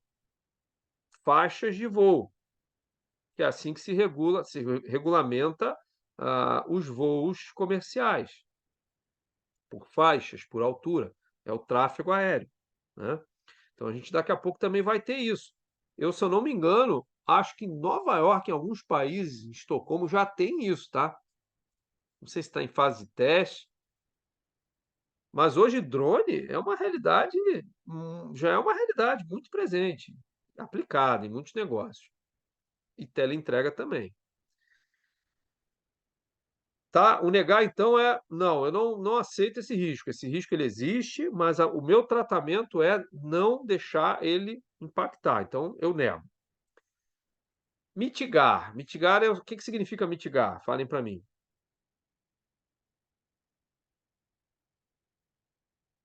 Reduzir. Então, mitigar é mais para reduzir, tá? Capec, pô, por que tu não bota logo reduzir, né? Porque o termo que a metodologia COSO usa é esse, então eu tenho que respeitar a metodologia, mas aí eu explico, tá? Então, mitigar é reduzir, ou seja, o tratamento que eu vou dar para o risco de chuva ou qualquer outro vai ser reduzir os impactos, vai reduzir a probabilidade, vou ver qual dos dois eu consigo trabalhar. E é óbvio, né, gente, que vocês já perceberam que esse consigo trabalhar vai depender da minha disponibilidade, né? De recursos, de tempo, de dinheiro, etc. Então, negar é não aceitar, mitigar já é aceitar, mas não naquele nível, então vamos reduzir. Então, se, por exemplo, não fosse chuva o risco, fosse atraso, o risco aqui que eu estou considerando, então mitigar o atraso pode ser ou reduzir o tamanho do atraso ou reduzir as incidências de atraso. Então, eu posso fazer uma análise em média das entregas e eu estou vendo que ela está tendo um atraso médio de 1 hora. Somando todas as entregas, fazendo uma média, eu estou tendo uma média dos atrasos em 1 hora. Está ruim. Então, eu tenho que diminuir para meia hora, em 50%. Então, eu vou fazer ações para reduzir esse atraso em média. Ou seja, eu estou reduzindo, eu estou assumindo que ainda vai haver atraso, eu só estou diminuindo o tamanho dele. É um exemplo, tá, gente? Manter. Manter é o seguinte: eu não consigo trabalhar nesse risco. Eu não consigo melhorar. Eu não consigo diminuir a probabilidade dele ocorrer e também não consigo diminuir os impactos. Então, se chove, pô, não tem como trabalhar a probabilidade de chuva, vai chover, quer eu queira ou não. E os impactos também está difícil, porque vai atrasar, meter no avião vai ficar muito caro. Sei lá, botar alguém para ir correndo com o troço no lombo não dá. Então eu tenho que manter. Aí vocês vão me olhar e dizer assim, pô, manter o quê? Ajoelhar e rezar? Não. Em respeito à crença de qualquer um, né? Mas não é isso. Manter você tem lá um determinado nível de risco ocorrente e você vai fazer esforço para não piorar aquilo ali. Então, no exemplo do atraso, por exemplo, se você não fizer nada, talvez pode ocorrer uma piora naqueles atrasos. Na chuva, se você não fizer nada, em detrimento do risco de chover e os seus impactos, você pode ter uma piora do teu desempenho em função da chuva. Como assim? Ora, o que você pode fazer? De novo, não dá para parar de chover, né? A gente ainda não tem essa capacidade. E também vamos supor que a gente não consiga trabalhar a questão dos atrasos, porque daí já envolve todo mundo, né? Todo mundo começa a andar mais devagar, aquela coisa toda e tal, bueiro entope. Isso não tem como a gente, Capec, minha empresa, fazer algo. Não enquanto chove, mas se você já consegue ver com antecipação que vai chover, você consegue, o nome já diz, antecipar algumas coisas. Você já consegue escalonar mais a carga ao longo do caminho. Você já consegue, eventualmente, planejar e executar antecipadamente algumas coisas.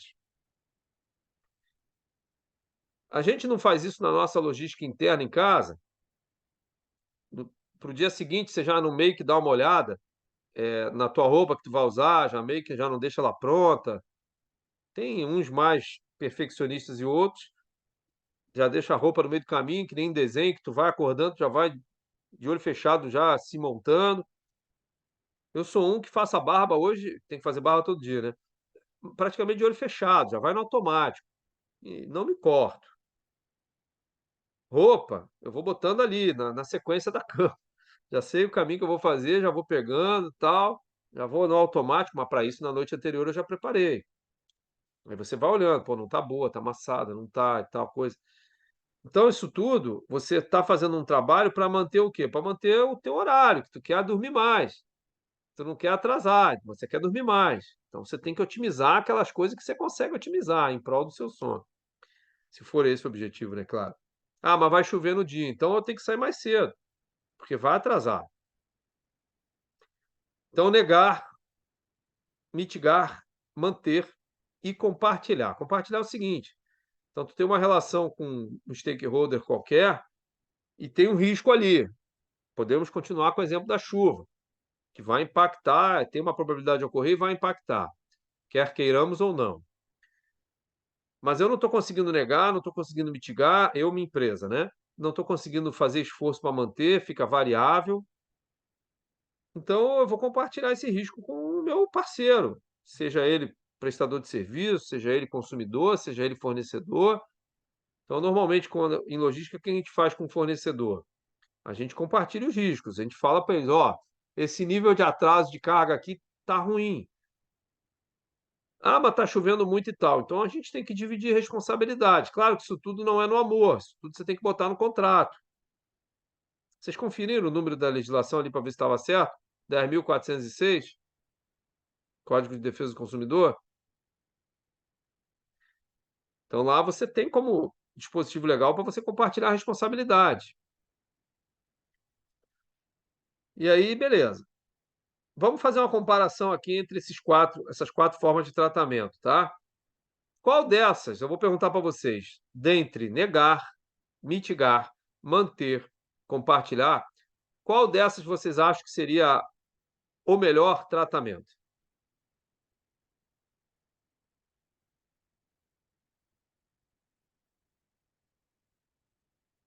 Risco é uma coisa boa? Não. Qualquer risco, né? Pô, se risco não é uma coisa boa, qual é o desses quatro aí? Negar, mitigar, manter ou compartilhar a melhor forma de tratar um risco? Compartilhar, eu acho. Não, negar.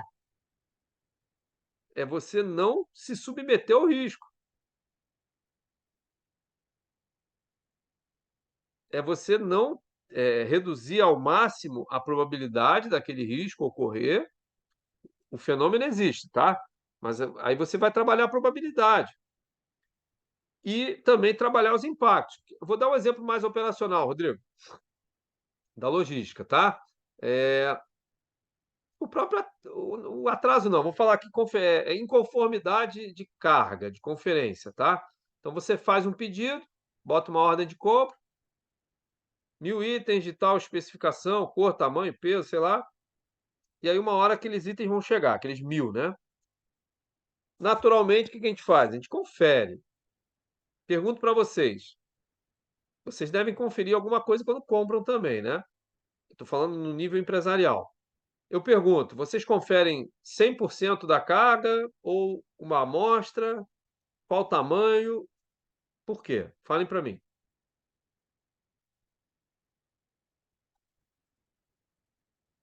Por que conferir uma amostra de 5, 10% e não conferir um universo, que é 100%? Então, se eu pedir 1.000 itens, por que não conferir 1.000 itens e conferir só 100, que é 10%?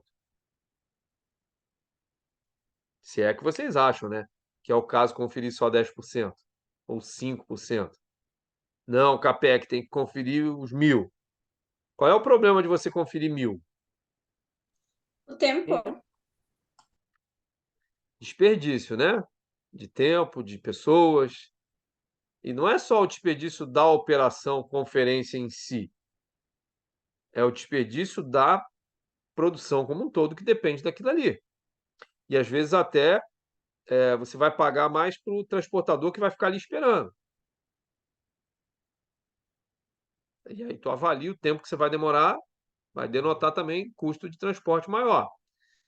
Então, por isso que normalmente essa atividade de conferência ela é otimizada. Há várias formas de você otimizar, uma delas mais comum é conferir por amostra. Ou seja, tu não confere 100%, no meu exemplo aqui 1.000, você confere ali 5 a 10, com critérios de escolhas aleatórias que supostamente, probabilisticamente, aquele resultado da amostra vai denotar o resultado que seria do universo, do 100%. Mas, para ter segurança que isso realmente ocorra, é bom você botar em contrato. E aí entra em cena, Rodrigo, compartilhar. Aí você compartilha com o teu fornecedor aquela responsabilidade, ou seja, tu bota ali, ó, a conferência dar-se-á em 5%. Isso é bom tanto para você que vai conferir, como para o fornecedor. Por quê? Porque daí ele recebe mais rápido, ele libera a entrega dele mais rápida, quer seja por um direto ou por um indireto. Pode ser um Eu prestador de... comentei, Fala. eu comentei o do compartilhar, professor, porque, por exemplo, também sou da área da logística, tá? Tem toda a questão das entregas. Às vezes, tu mitiga a todas essas questões. Ah, tu sabe que o transit time ali é um dia ou dois. Tu faz a coleta antecipada, mas tu não pode prever que o caminhão pode estragar no meio do caminho, sabe? Eu tomo todas as precauções de atender dentro do prazo, mas eu também não tô livre de dar um acidente. Por isso que eu comentei do compartilhar no meu ponto de vista, entendeu? Lógico que o ideal é tu cercar todo o risco e não ter, mas como acontece, eu optei pelo compartilhar, entendeu? Mais nessa Perfeito. questão. Entendi, Rodrigo. Concordo com você, mas você mesmo agora no final falou que o ideal seria que o risco ali, né, do caminhão dar uma pane que tu está colocando, não acontecesse. Dá para Mas fazer o isso. mundo perfeito. Pois é, mas dá para que fazer isso. Como é que você faz isso? Você tem que ter mais disponibilidade de veículos. Você tem que ter plano A, B e C. Só que qual é o problema? Custo. Exatamente. Então, veja, o problema não é a viabilidade, a possibilidade de você ter os caminhões ali, ora, mas é que isso aumenta o custo, né? E aí a gente vai concluir, bom, se aumenta o custo é ruim. Não. Lembrem da primeira aula, quando vocês colocaram lá nas diretrizes organizacionais, no planejamento estratégico, missão, visão, valores, se o conjunto dessas diretrizes no sentido lá do diferencial competitivo, for para o cliente, né, algo mais direcionado ao nível de serviço, o custo já não é tão mais relevante. Claro que sempre é relevante. Lembra que eu falei? Mercedes, por exemplo, empresas top, é claro que elas sempre buscam reduzir custos, Mas não é esse o apelo competitivo dessas empresas, que apelam por nível de serviço. Então, esse exemplo da entrega, a depender do apelo nosso perante o mercado, se o apelo for custo, realmente, a gente tem que avaliar se vale a pena em termos de custo você ter mais disponibilidade de frota. Agora, se o teu apelo não é esse, se o teu apelo é, por exemplo, quem trabalha com itens, produtos controlados, tá? Explosivos, munição, ou itens muito caros, por que que se coloca uma guarda armada, que é caríssima, para não ter, para negar o risco de furto, roubo. Só que é caro pra caramba. Você fazer transporte de valores com escolta armada, isso é caríssimo. Caríssimo por quê? Porque tu tá tendo risco de morte. Então, para o seguro, isso aí aumenta um monte. Mas, em compensação, por outro lado, você reduz muito o risco de sinistro, de alguém assaltar. Então, você pode prometer para quem vai receber que vai entregar. Então, eu não estou aqui, por favor, tá, Rodrigo e todos, né, com a pretensão de cravar aqui qual é o melhor e tal, mas teoricamente, melhor seria que a gente pudesse negar o risco. Por quê? Porque daí você não se submete a ele. Claro que isso tem um problema, que é o custo, né? Pô, nesse exemplo que o Rodrigo muito bem ilustrou aqui. A gente pode tomar todas as medidas para antecipar um problema do caminhão, mas o problema pode acontecer. E aí? Se eu fosse negar isso, ou seja, não, eu vou substituir aquele caminhão rapidinho. Você tem que ter outro caminhão. Ou se você contrata um transportador, um operador logístico, você vai pagar para ele para ter essa disponibilidade. Ou seja, vai ficar caro. Mas preço não é o meu problema. O meu problema é a entrega. Eu vendo credibilidade, eu vendo a certeza na entrega. Você já viu o filme A Rede Social, que conta a história do Facebook? Vocês lembram num dado momento, aquilo ali é muito real, tá, gente? Vocês lembram num dado momento que o Zuckerberg ele estava ainda indo lá para o Vale do Silício, para Palo Alto, né, na Califórnia, e uma coisa que ele falou lá para aqueles parceiros dele lá, a conexão não pode cair. Foi no momento em que os programadores estavam ligados ali e não podiam parar de prestar atenção e deixar o tráfego com problemas.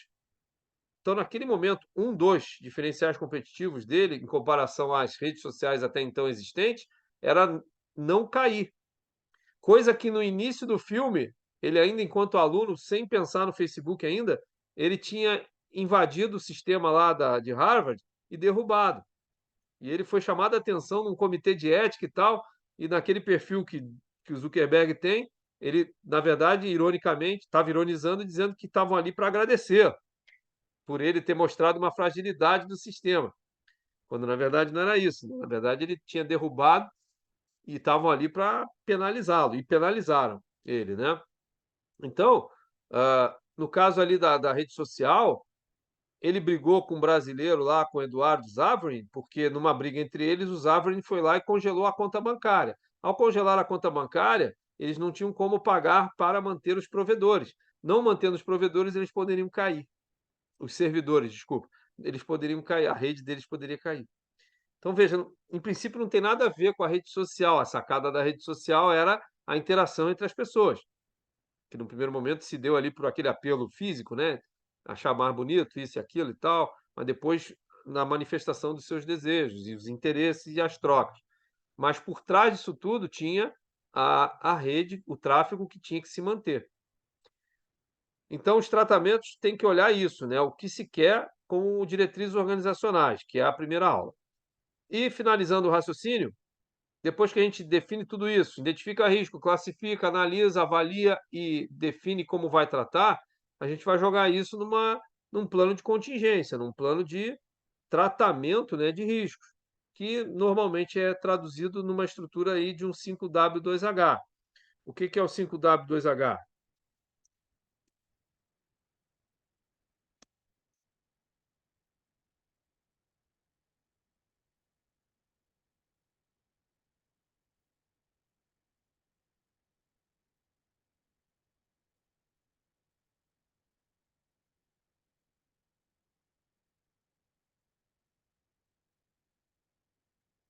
O que fazer é what to do, o why é por que fazer, o who é quem serão os responsáveis ali, where é onde, when, quando, how, como, e o how much, quanto custa. Essa estrutura de projetos, ela serve muito bem para fazer um planejamento. Não precisa disso tudo, pode ser um 2W, um H, o que fazer, por que fazer e quanto vai custar. Não importa. Estou colocando aqui para vocês só uma forma simples e completa de organizar um plano de ação. Às vezes há planos de ação que contemplam outras letras aí, né? Grupos de controle, os KPIs, os indicadores de desempenho, né? Mas eu não vou entrar nessa agora, tá? Não precisa, mas poderia, tá bom? Então, gente, finalizando para a gente ir para o intervalo e na volta dar o trabalho para vocês. Então, gestão de riscos. Por que isso a gente está vendo em internacionalização? Porque ao se internacionalizar, você poderá se deparar certamente com diversos riscos, né, para este processo. E riscos é um fenômeno negativo, é um fenômeno que pode comprometer, em alguma medida, aquilo que a gente se propõe, no caso, a internacionalização.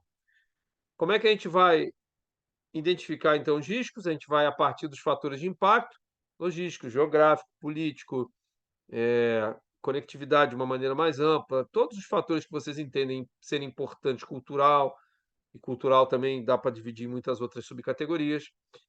Então, em todos esses quesitos que vocês identificarem merecedores de um tratamento, vão também tratar sob o ponto de vista do risco, de não dar certo, de dar algum problema. E aí vão seguir essa sequência, classificar, vão analisar, vão avaliar e depois vamos tratar. Isso tudo é o planejamento, e aí a coisa vai girar, que é o tal do PDCA, né? O planejar, depois tu vai agir, vai avaliar e melhorar. E depois fazer o Kaizen, que é a melhoria contínua, para ir refinando, né? Para a gente não ser vítima constante do mesmo risco sempre. Então, por exemplo, atrasou. Então vamos fazer um plano de contingência agora para diminuir os atrasos. Aí rodou o plano de contingência, continuou o mesmo nível de atraso. Alguma coisa não está certa. Esse plano aí não está considerando alguma variável importante, quer seja equipamentos, quer seja pessoas, quer seja processos. Às vezes equipamentos e pessoas estão funcionando muito bem, mas os processos gerenciais previstos não. Estão muito burocráticos ou estão pouco burocráticos. O que é burocrático? É previsão dos passos. Burocracia, eu pelo menos aprendi equivocadamente que é um sinônimo de coisa ruim. Não, não é. Burocracia nada mais é do que controle de processo. Alguém trabalha em alguma empresa que tenha o ERP da SAP? ERP, Enterprise Resource Planning. Traduzindo, na prática, é um sistema de gestão empresarial, que é um sistema que controla, ali, gerencia todos os módulos da empresa, módulo de produção, módulo comercial, interliga, né? Porque, na verdade, a empresa é uma intersecção desses departamentos. Muito bem. Quem trabalha com SAP normalmente reclama porque ele é engessado. Então, Rodrigo, na logística, né? Você não consegue dar saída num item que ainda não deu entrada. Você não consegue faturar um item que ainda não deu entrada. Aí, quem não trabalha com logística vai me olhar e dizer assim, pô, mas como é que tu, Capec, vai faturar alguma coisa para um cliente seu se ele ainda não deu entrada? Veja, não deu entrada não significa que ele já não está no seu pátio, já não está no seu armazém. Ele pode já ter dado entrada física, mas não foi conferido, não foi contabilizado, não foi dado entrada no patrimônio contábil da tua empresa.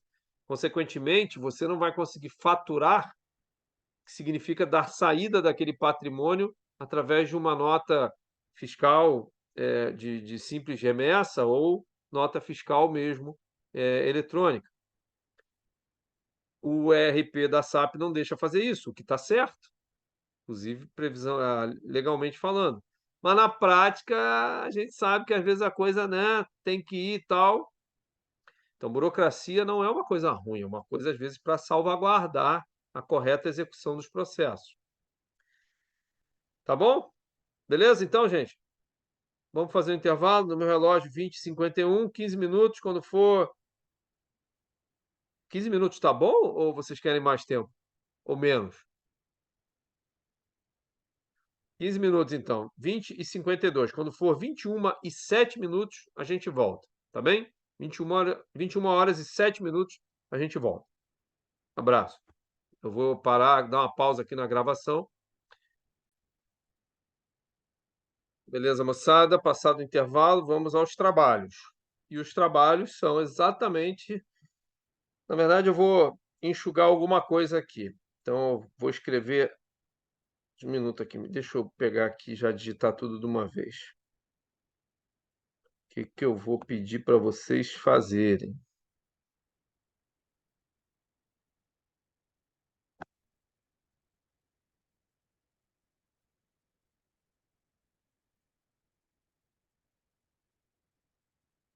Eu estou só anotando aqui para facilitar, que daí quando eu copiar o texto ali já.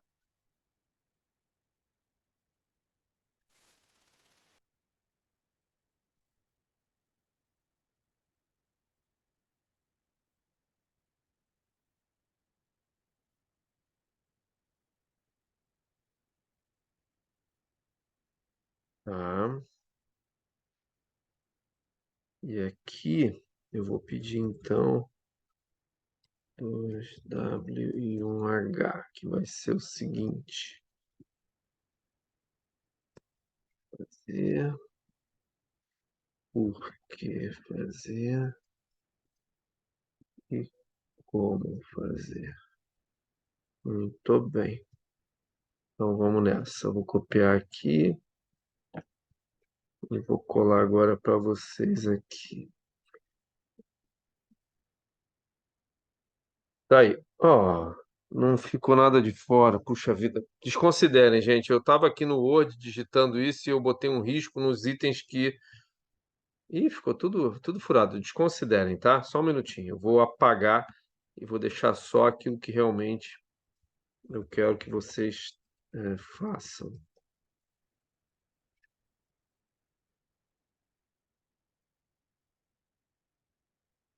Tá. Então agora vamos ver se vai.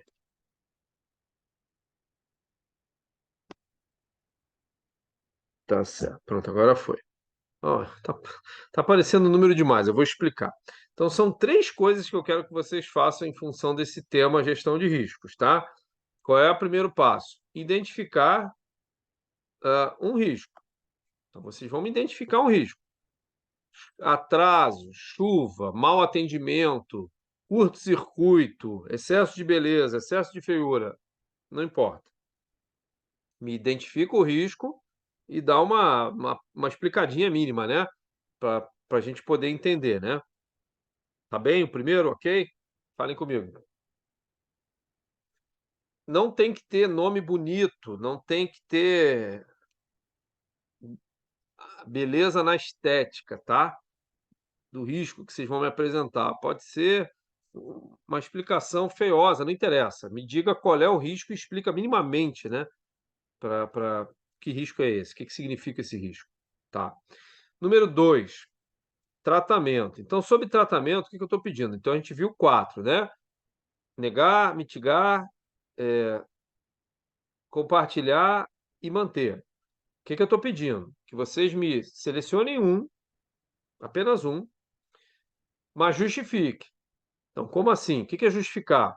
É você dizer, ó, eu escolhi esse porque ao escolher esta forma de tratamento, ela me ajuda desta forma, ela me ajuda desse jeito, ela é boa por isso. Então, a justificativa é exatamente porque, onde que isso daí pode te levar. Então, por exemplo, o risco vai ser tal coisa, e a forma de tratar esse risco vai ser mitigar, por exemplo. Quando eu peço justifique, significa dizer o seguinte: a escolha do mitigar foi porque, ao reduzir o risco, a gente pode chegar a tais patamares. Estou curioso para saber o que vocês vão dizer, que patamares são esses. Tá? Vocês percebem que eu pulei, então, a análise e a avaliação. Tá? Então, não estou pedindo para vocês fazerem análise e avaliação de probabilidades e impactos. E vou explicar por que que eu pulei. Porque, como a gente está seguindo a metodologia, então a COSO, ela, ela tem aquela forma, né, de classificar, de analisar o risco ali de 1 a 5 e tal. Eu entendo, tá, gente, que isso daí, para o nosso exercício agora mental, claro que é importante, a metodologia internacional muito boa, tá? Mas para o nosso exercício aqui, o que mais vai contribuir é vocês identificarem, terem capacidade de identificar fatores, fenômenos que possam prejudicar a consecução do negócio, ou seja, identificar o risco e explicar. Depois, saber como tratar, né? Porque essa parte de avaliação e tal, ela também é importante, mas agora, no esforço aqui, eu acho que esses aqui são mais contributivos para vocês. Então, beleza, identifica o risco número 1, explica. No 2, seleciona uma forma de tratamento e justifica. E agora, no 3, o plano de contingência, eu peço só que vocês façam um 2W e um H, ou seja, os 2W é what to do, o que vão fazer para tratar esse risco. Então, se vocês disseram ali no 2 que o tratamento vai ser mitigar, então beleza, o que que vocês vão fazer para mitigar? Vai aumentar o número de conferência, vai contratar mais gente, vai o quê? Então, what to do, o why, por que vão fazer, e como vão fazer. Tá bem? Então, no número 2, vocês podem escolher qualquer forma de tratamento. Todas estão certas, então não pensem de maneira, isso aqui está certo, isso aqui está errado. Não pensem assim. Pensem de que maneira? Bom, eu vou escolher qualquer uma dessas formas, mas qual delas é mais promissora? Aí é que vai entrar no número 3 o why, por que fazer isso? Esse por que fazer é que vai mostrar qual das ações de tratamento vale mais a pena. Então, na verdade, no 2 ali, quando eu peço justificar, o número 3 já vai responder essa justificativa. Então, podem ignorar ali o justificar, porque no 3, quando vocês forem responder o why, já vão estar justificando. Tá bem? Então, identifiquem risco e explica. O risco é tal e ele funciona assim. Prejudica o meu negócio dessa maneira, ou pode prejudicar o meu negócio dessa maneira.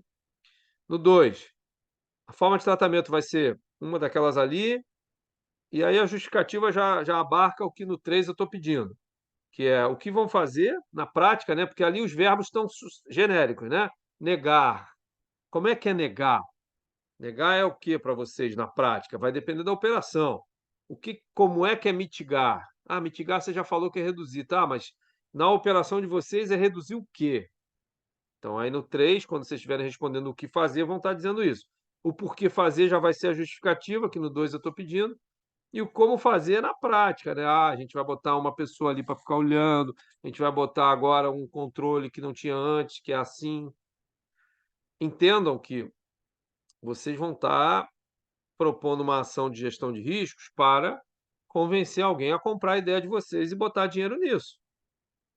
Então, esses quesitos aí mínimos que eu estou pedindo para vocês, se bem respondidos, já convence.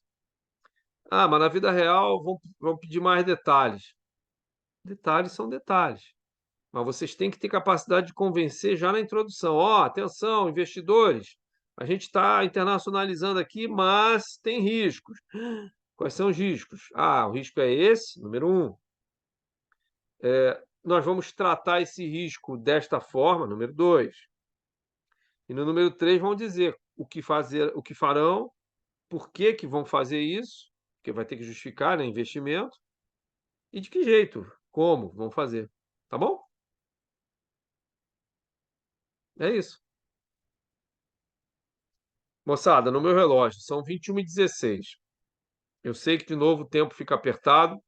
De novo, eu vou prometer para vocês uma coisa aqui. Nós temos ainda esse tempo agora que resta, que obviamente vocês não vão conseguir esgotar, e temos a aula que vem ainda para produção.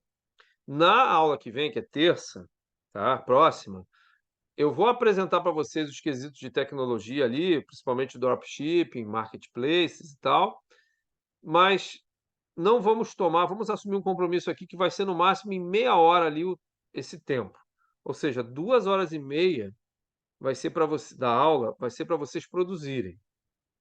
Ou seja, produzir tudo aquilo que eventualmente ainda esteja faltando. E na aula que vem, eu não vou dar tarefa. Sorrisos. Não? Tem que apresentar, né? Pô, querem mais um bloco de tarefa na semana que vem? Tá show. Isso. Não, gente, assim, ó, a tarefa ela é importante, tá? Para evidenciar que o aluno se apropriou, né? Mas ela não é a única forma. Bruna, para de chorar, Bruna. Tô brincando. Podem chorar sim. Mas eu estou explicando para vocês. Então, eu quero que vocês enfatizem, foquem, nisso que a gente já trabalhou até hoje. Semana que vem, eu vou apresentar para vocês essas competências tecnológicas, mas não vou fazer cobrança em cima delas, não precisa. Vocês com certeza vão entender e depois, quando forem aplicar, vão saber como fazer. Tá? Então, hoje, dediquem esse tempo agora para, pelo menos, visualizar o que vão fazer sobre gestão de riscos e vão ter aí praticamente a aula que vem toda, que eu vou estar aqui como tutoriando vocês, tirando dúvidas e tal, mas com esse tempo todo da aula que vem, terça que vem, para a produção. E aí, na quinta, para as apresentações, para vender os seus peixes, que é uma competência fundamental para pós-graduados em nível de MBA, que é o de vocês, não é isso? Certo, senhores e senhoras MBAs? O que significa MBA? Muito bom aluno? Não. O que é MBA, gente? Master Business Administration. Então, vocês seriam mestres em administração de negócios. Então, por isso que o prof está aqui, puxando aqui esse músculo cerebral de vocês, o cérebris. Como é que é o nome desse músculo aqui? É bíceps, e esse aqui é o cérebris. Então, uma linguagem do Mussum aqui, né? Tá bom, gente? Então vamos lá. Ao trabalho, eu vou estar aqui à disposição de vocês. Eu vou parar a gravação para não ficar gravando nada. Quando alguém se manifestar, eu volto a gravar para ficar registrado. E eu vou estar aqui à disposição de vocês até o último aluno se permanecer síncrono, tá? Até o final do horário de aula. Eu vou só fechar minha tela e fechar meu microfone, mas quando qualquer coisa me chame que eu estou aqui atento a qualquer um de vocês, tá bom? Bom trabalho. Quem eu não vê mais, então até terça. Tá. Tá, então você me pediu para eu te ajudar quanto aos quesitos da primeira aula, os blocos que eu pedi, né? Isso. A Eu tarefa da assisti primeira aula. ela, mas não consegui identificar todos os pontos. E aí eu fiquei na Tá, dúvida se já tinha passado no primeiro, na primeira aula já trabalho. A segunda eu ainda não assisti, então eu vou assistir, mas a primeira eu até assisti na aula da semana, na aula da terça, na verdade. Eu assisti para mim já começar desde o começo, né? legal. Então, eis aí os tópicos que foram solicitados, o primeiro bloco de trabalho da primeira aula, tá? Então, pedi para vocês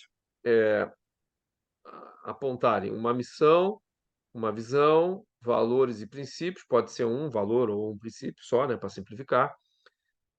Diferenciais, apelos competitivos, também pode ser um, eu botei no plural aí, mas pode ser um. E atributos tangíveis e intangíveis de um produto qualquer que essa empresa produza, podendo ser um também, tá? De cada um. Um atributo tangível e um intangível. E aí, o que eu quero saber disso? É como que, através desses atributos, os diferenciais, que é o número 4, irão ao encontro do que se propõe o número 1 da empresa. E isso tudo eu chamei a atenção no início da aula de hoje, justamente a importância, que é o seguinte: se você, a ferro e fogo, quiser internacionalizar, na boa, você não precisa fazer isso aí. Você pode arrumar um parceiro internacional e vender para ele, ou comprar dele, tá? Você vai na Câmara de Comércio Internacional lá, exterior, e você acerta documentalmente, beleza. Só que, ao fazer isso aí, ao você ter um alinhamento da missão, visão, valores, dos apelos competitivos, você torna a sua operação mais robusta, mais duradoura. Por quê? Porque daí você sabe por que você está vendendo ou comprando, né? Dependendo do que for. E aí você vai investindo para reforçar esses apelos. De que apelos eu estou falando? Você vendeu por quê? Porque teu preço estava bom? Então, beleza. Então, você vai envidar esforços para que a tua produtividade prime por esta competência. Qual? Preço. Não, não foi por preço, Capec, foi pela qualidade do produto. Então, tá bom. Então, você vai reinvestir quando tiver lucro para aprimorar a pesquisa e desenvolvimento no sentido de melhorar a qualidade do teu produto e melhorar e continuar tendo a internacionalização funcionando. Entende? Sim. Não, deu para entender agora. Estou tentando fazer os links com hoje a empresa que eu trabalho, né, para poder pegar alguma coisa já do lá. Perfeito. Mas perfeito. Agradeço.